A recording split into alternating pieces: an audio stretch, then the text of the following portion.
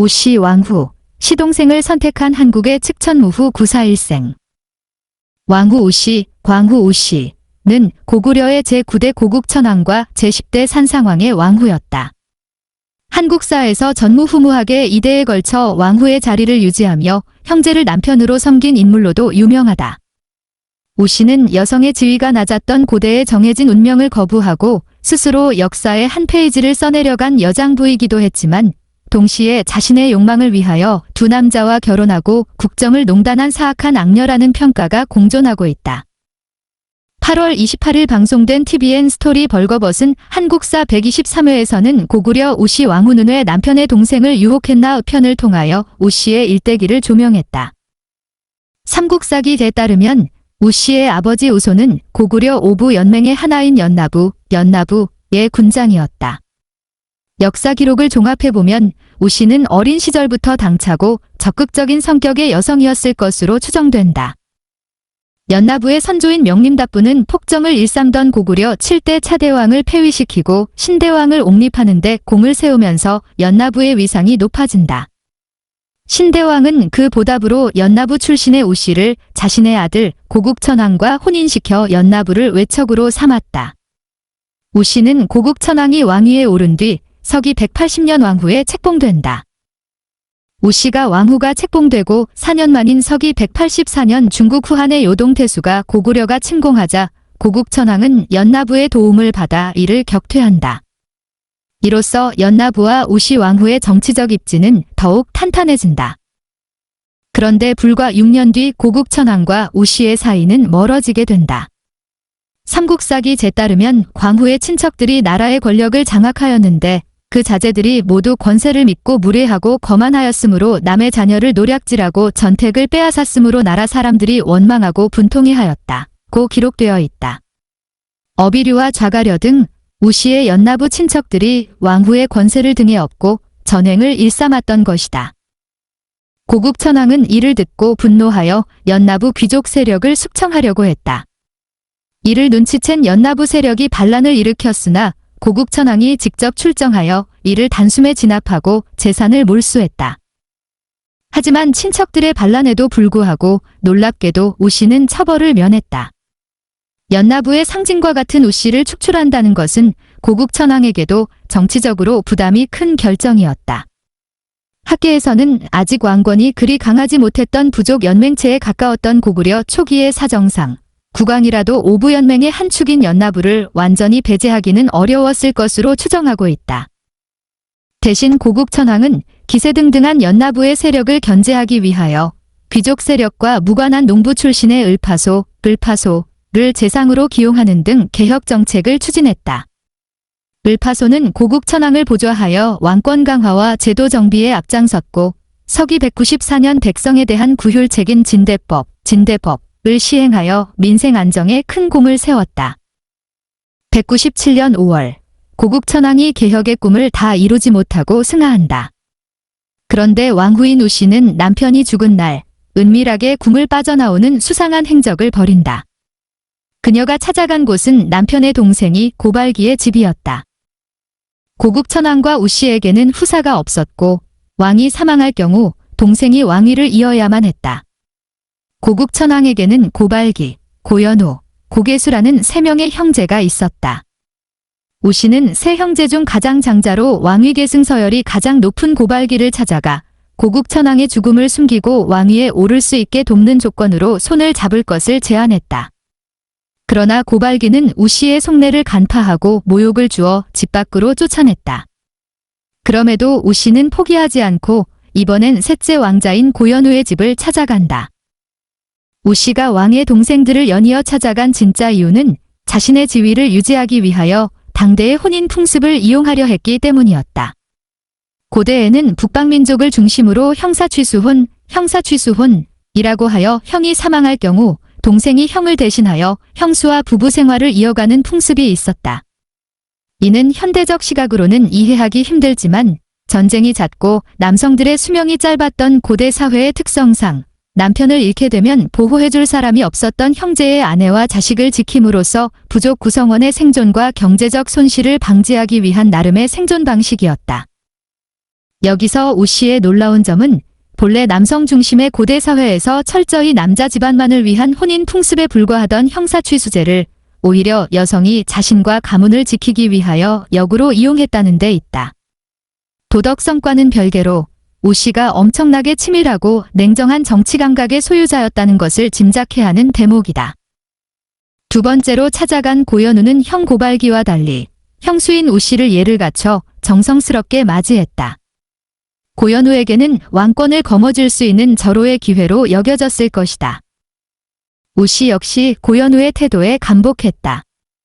삼국사기제에 따르면 오 씨는 고현우에게 대왕이 돌아가셨으나 아들이 없으므로 마땅히 장자인 발기가 뒤를 이어야 하겠으나 첩에게 다른 마음이 있다고 하여 난폭하고 거만하고 무례하여 당신을 보러 온 것입니다. 라고 속마음을 털어놓았다고 한다. 고현우는 아랫사람을 시키지 않고 직접 고기를 썰어주며 오 씨와 손을 잡겠다는 시그널을 보냈다.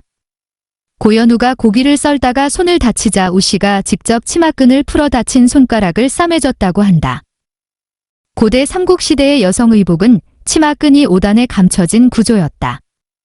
여성이 남성 앞에서 치마끈을 풀었다는 것은 부부 사이 같은 밀접한 관계가 아니고서는 있을 수 없는 일이었다. 고대 동아시아의 기록에서 종종 등장하는 해군대, 치마끈을 풀다는 표현은 남녀 간의 은밀한 상황을 나타내는 은유적 표현으로도 쓰인다. 오 씨와 고현우가 정치적인 밀약과 동시에 남녀관계를 맺었음을 암시하는 기록으로 해석된다. 서로의 마음을 확인한 오 씨는 고현우와 함께 궁으로 돌아온다. 오 씨가 고현우를 궁으로 들인 것은 왕의 고명, 유언을 직접 들었다는 증거를 남기기 위해서다. 이후 오 씨는 신하들을 불러 고국 천황의 승하를 알리고 고현우가 후계자가 되었음을 선포한다.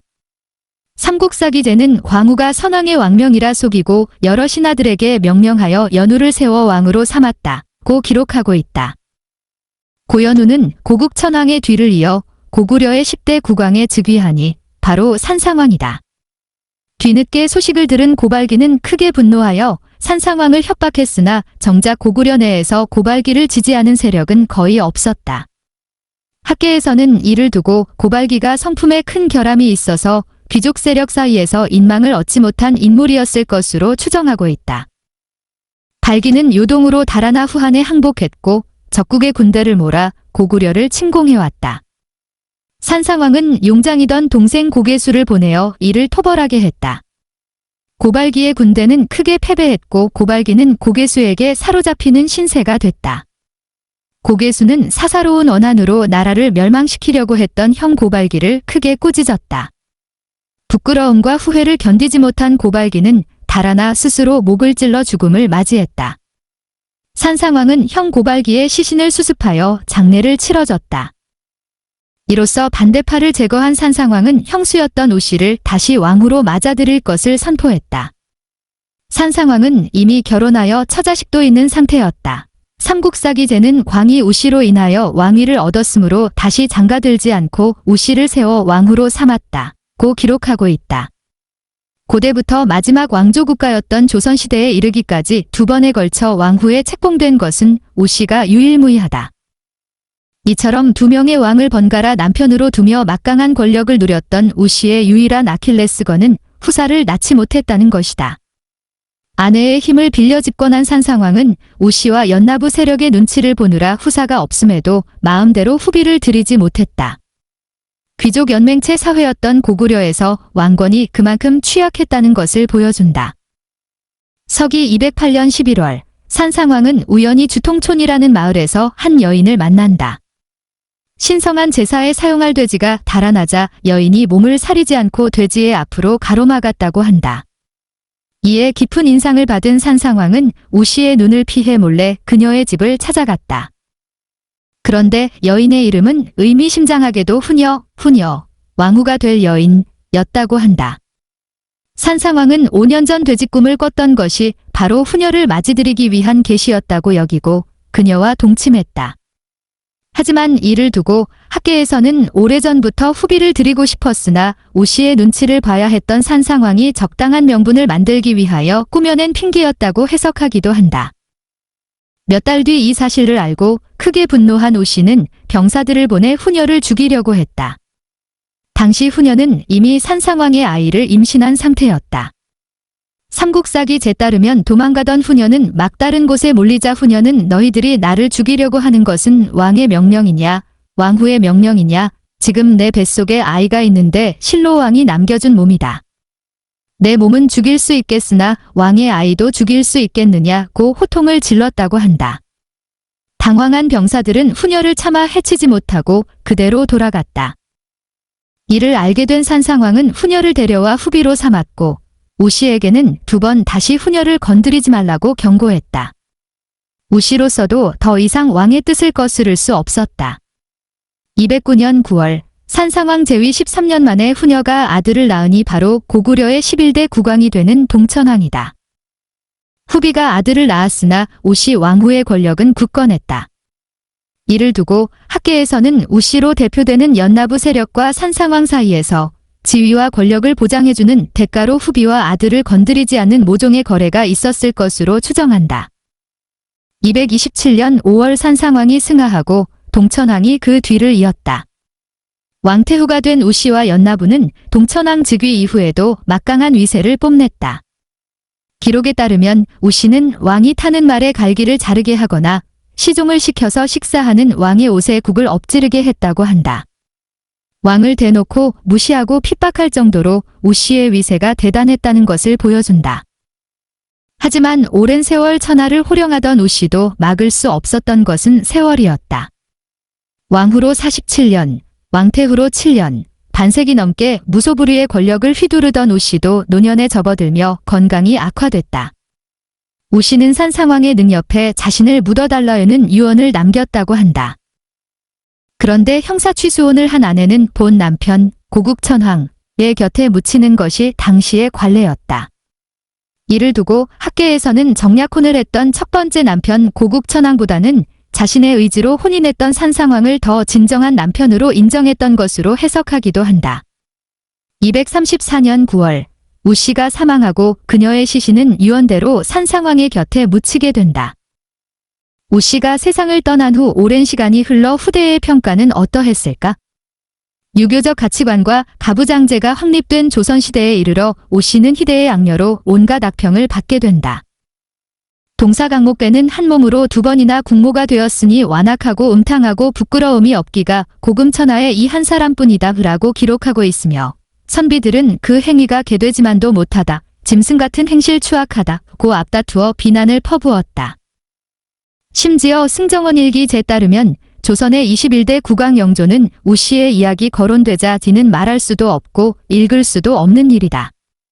이렇게 음란하고 더러운 말을 입에 가까이 해서는 안 되니 증강하지 말라 이고 역정을 낼 만큼 혐오했다고 한다. 우씨는 여성으로서 자신의 욕망에 충실하며 정해진 운명을 거부했고 당대의 제도를 이용하여 2 남자와 결혼하는 것을 마다하지 않을 정도로 강단 있는 인물이었다. 그러나 한편으로 왕위 계승을 조작하여 신성한 왕권을 제멋대로 주무르고 전횡을 일삼은 악녀라는 것도 부정할 수 없는 사실이다. 유교적 가치관에서 남편과 가족에 대한 도덕도 나라와 임금에 대한 충성도 모두 지키지 않았던 우씨가 결국 금기를 어긴 사악한 여성이라는 오명으로만 오랫동안 남게 된 이유다.